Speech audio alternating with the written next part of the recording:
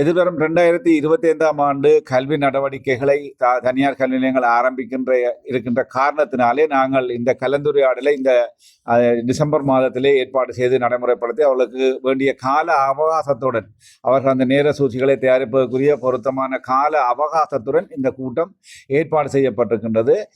கலந்து கொண்ட ஒரு சில தனியார் கல்வி நிலையங்கள் தாங்கள் 2025ஆம் ஆண்டிற்கான கல்வி நடவடிக்கைகளை ஆரம்பித்திருப்பதாக கூறியிருந்தார்கள். உண்மையிலே 3ஆம் தவணை 2024ஆம் ஆண்டிற்குரிய 3ஆம் தவணைக்குரிய கல்வி நடவடிக்கைகள் பாடசாலைகளிலே பூர்த்தி செய்யாத நிலைமையிலே தனியார் கல்வி நிலையங்கள் தங்களுடைய அடுத்த ஆண்டிற்கான ஆரம்பங்களை அல்லது கல்வியாண்டை ஆரம்பிக்கின்ற அந்த போட்டித்தன்மையான செயற்பாடுகளை நான் அது தவிர்க்குமாறு அவர்களுக்கு கோரிக்கை முன்வைத்திருக்கின்றேன். என்றால் பிள்ளைகள் முழுமையாக இந்த தங்களுடைய ஓய்வுகளை பயன்படுத்தி கொள்ள வேண்டும் அல்லது பிள்ளைகளுடைய அந்த ஆரோக்கியமான சூழலை உருவாக்க வேண்டும் என்ற பல பெற்றோருடைய நோக்கத்திற்காக இந்த தீர்மானம் எங்களாலே மேற்கொள்ளப்பட்டிருக்கின்றது.